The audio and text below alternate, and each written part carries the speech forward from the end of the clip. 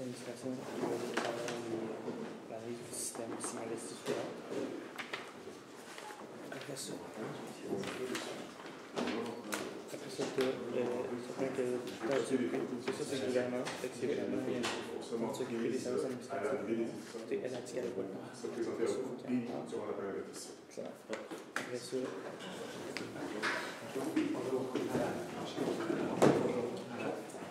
salut, Samuel.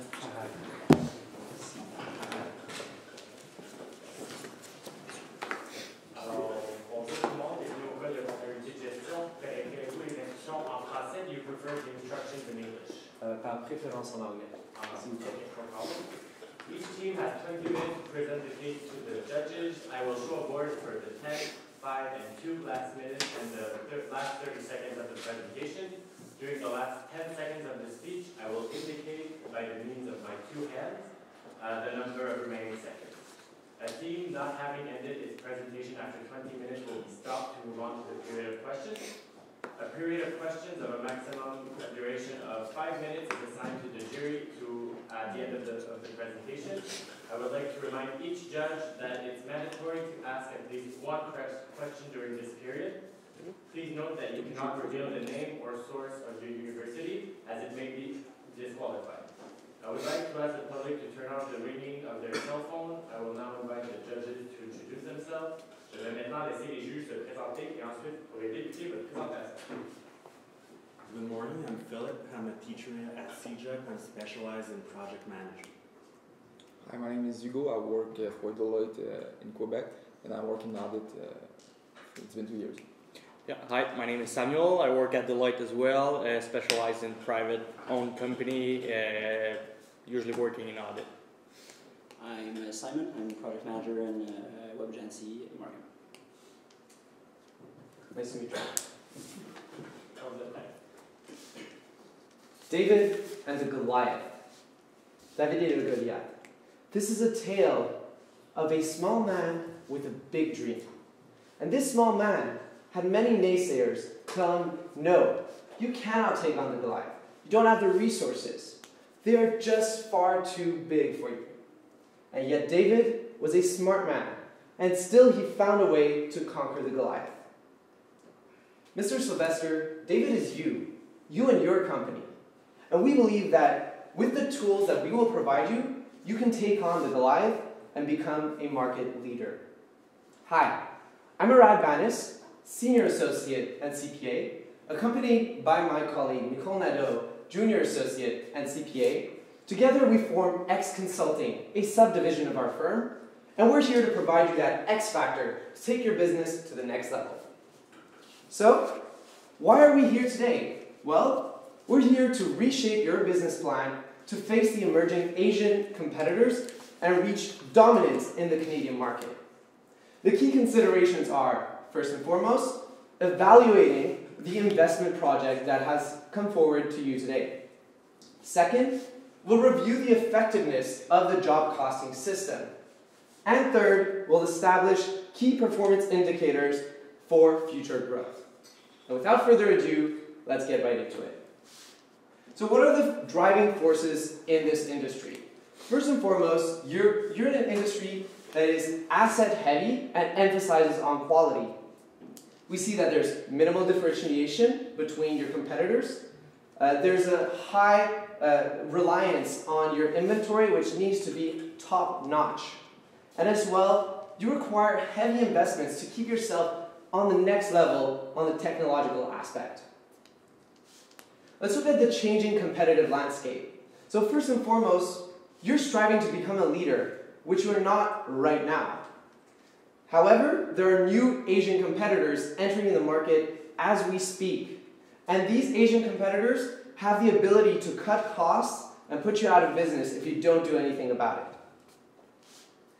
And we have some market data to support these claims. So first and foremost, we know that you have 2% market share. So really, you are David and not the Goliath. You also have 7 customers who represent 80% of your sales, and thus, we know that quality is of utmost importance to satisfy these customers because you can't afford losing any single one of them.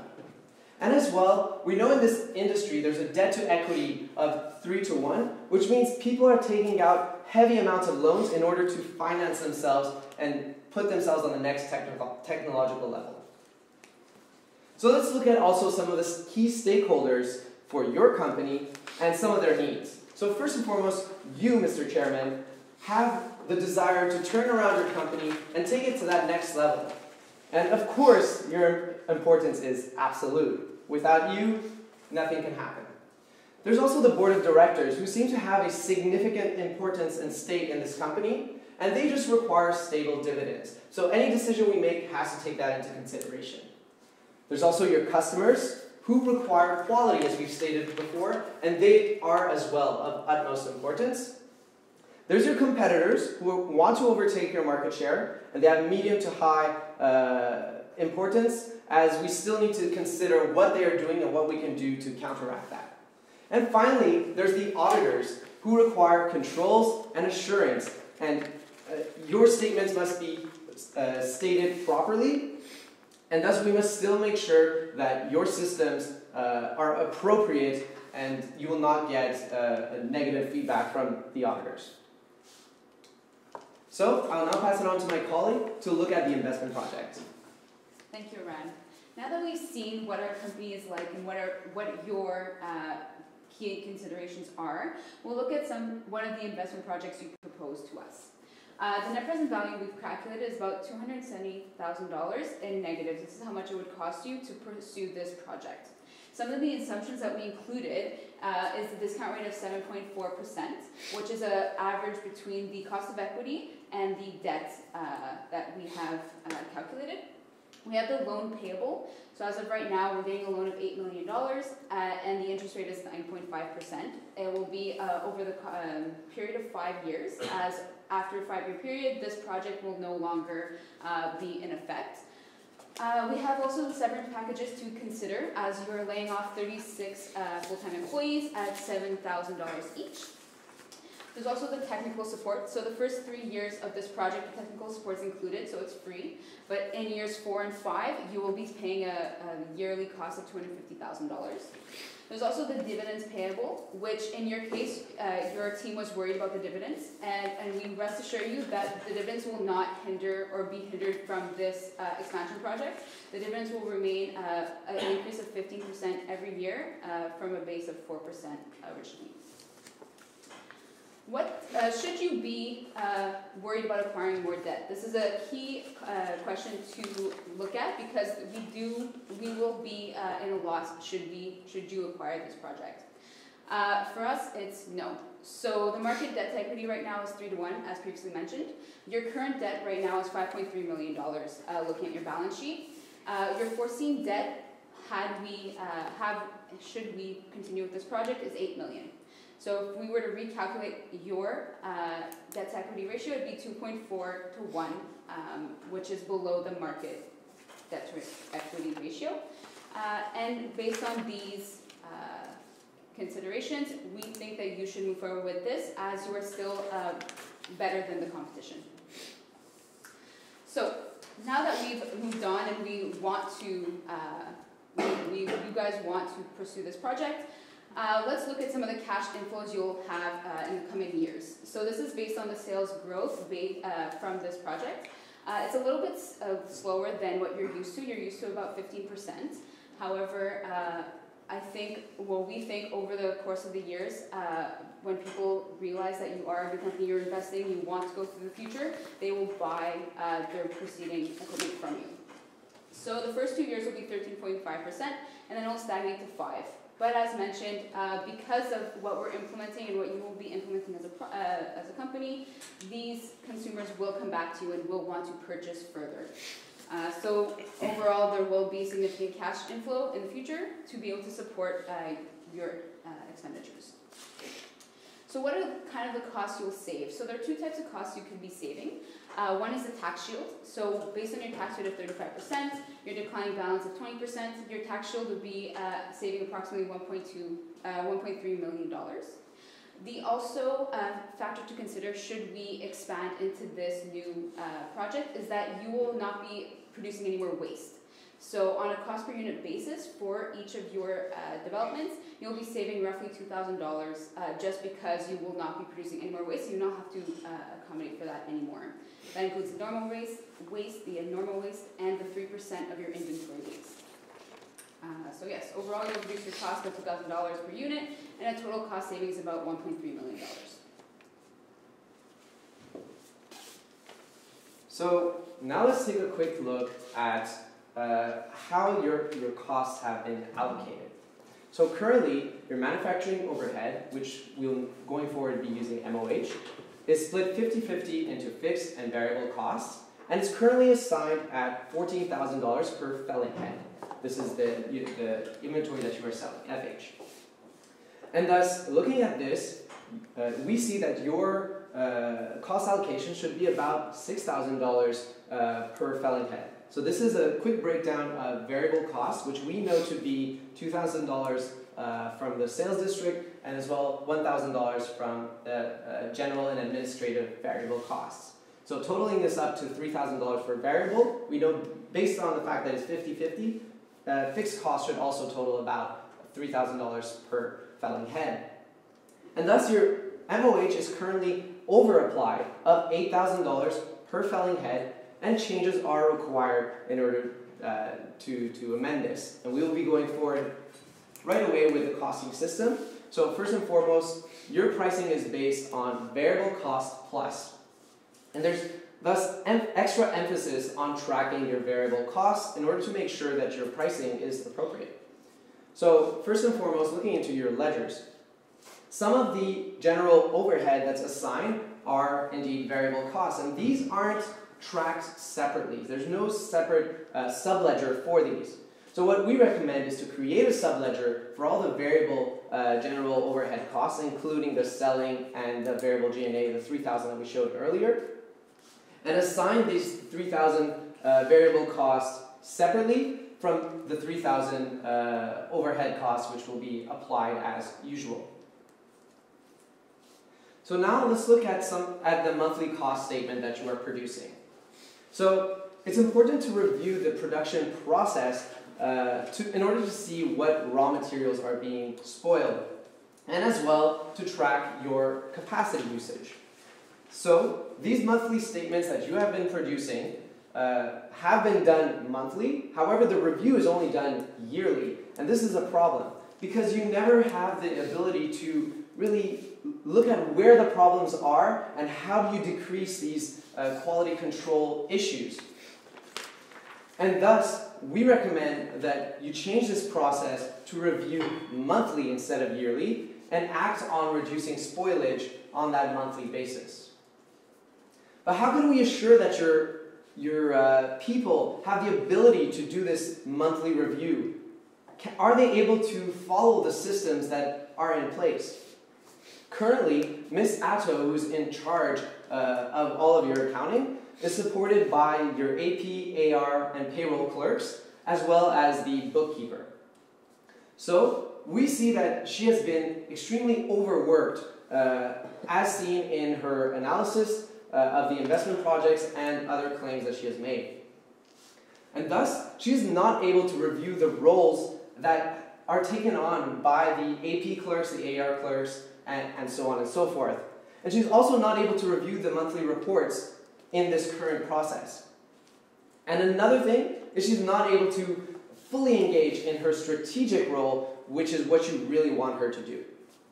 And thus, what we would recommend is that you negotiate with a cloud accounting software in order to automate certain processes, because your inventory is fairly homogeneous and this is possible for you. And as well, we would recommend hiring a junior accountant to help her in this review process. So is the current system efficient?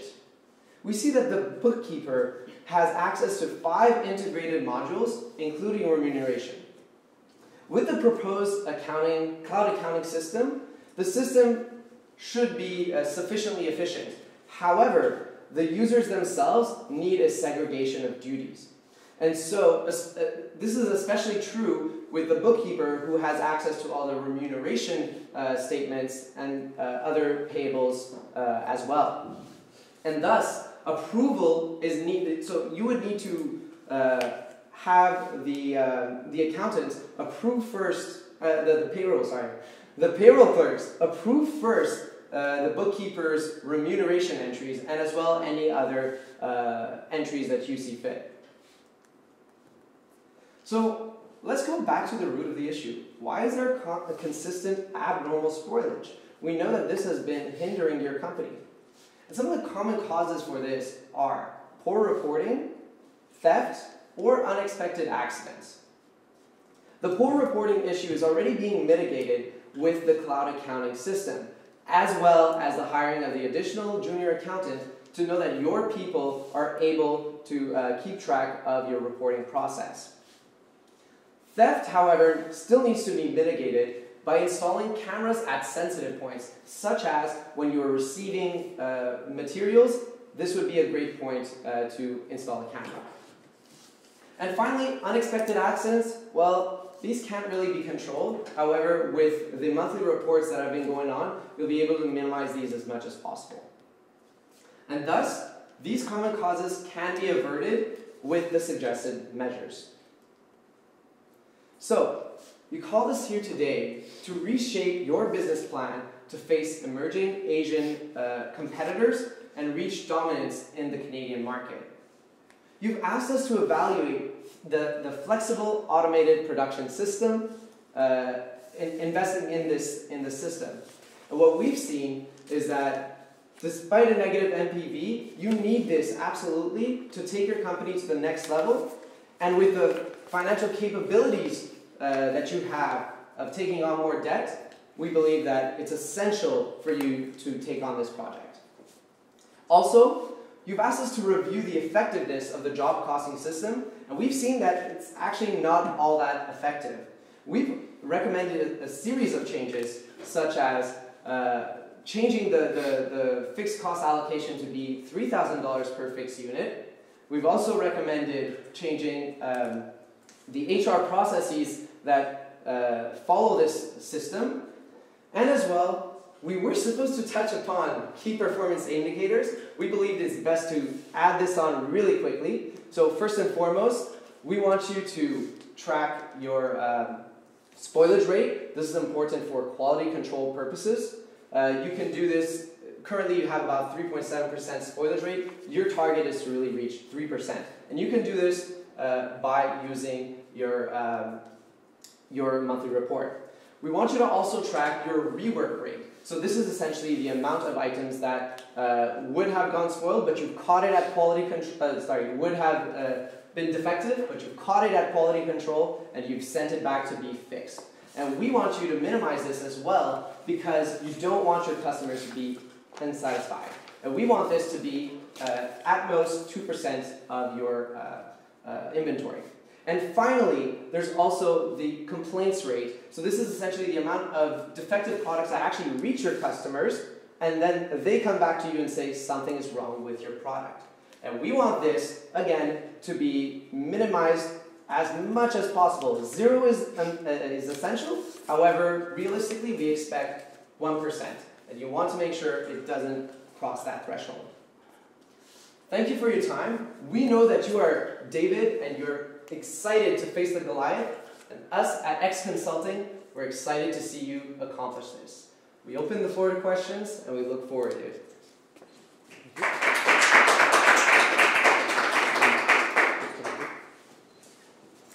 So maybe I could go forward. So you've thrown a lot of numbers, and I just wanted to make sure that we cover all the important stuff of this whole situation. So first of all, I want to know exactly what you guys think about the dividend payments that are expected by the board of directors, and how could you manage to make those payments, as well as the capital and interest payment on the loan that you guys will take on. So how do you manage to make all those payments in the first place? Well, considering that we do currently have, or you guys currently have, like a positive net earnings, and we are saving in our tax shield and in our cost per unit, we think that it's reasonable to assume that you could like slowly increase the 15%, because it's a gradual increase over the few years. We could implement a system, or we could suggest implementing a system where your board of directors can meet a little bit more often, so they could technically earn these dividends. And we think that could be a little bit more incentive for them. We could use the dividends as an incentive for them to meet a little bit more often and have a group discussion and a group decision, and not just relay it solely on you. And just for a quick follow-up, you think it's sustainable and like efficient to have a 15% growth on the dividend each year? Do you think it's feasible? We've calculated a 15% growth for up to 5 years, which is the investment length. However, we know that going forward, 15% is a big growth. For a small company that is currently growing, we think this is reasonable for now. However, as sales decline, so will the dividends, and you will need to relay that information to the board of directors. Given that you have immense influence over this board of directors and you probably have majority control, they will need to really listen to you and listen to reason, essentially, of what this company needs. Thank you. Yeah, I was wondering, do you have any thoughts about the pricing strategy that we have? Do you have any recommendation about our pricing strategy? Because at the beginning of your presentation, you told us about the competition that we're facing from Asia. So, first and foremost, we're using the variable costing plus strategy. We decided not to change this strategy because we think with the additional quality, you'll be able to get the same, you will be able to differentiate yourself from the Asian competitors and thus still continue with the pricing strategy. However, my colleague has done some calculations to see what it looks like if we were to take 20% less. Yeah. So should we remove the 20%, we would not be able to expand with this new project. It could be doable and it would be tight, but however, we've mitigated the pros and cons, and going forward with the investment and trying to really bring in our clientele and have them more dedicated to us will allow them to buy more of our products at the price currently. Thanks. Do you guys have any thoughts on the jobs that you're going to lose by going forward with the project? The 36 employees. 36 employees, yeah. That are probably going to be licensed. We were instructed that these 36 employees would be laid off either way. So for us, it was a necessary cut and a necessary expenditure on our part because we did give them severance packages. What do you think the impact will be, either on community or like the morality of the layoffs? Yeah. We believe that job cuts do tend to have an impact on morale. However, seeing that the company is growing has an even bigger positive effect on morale. So seeing that eventually we're just going to need more and more people as we get more customers, this can be communicated to your employees in conjunction with your HR manager to make sure that they are sufficiently satisfied by your plan.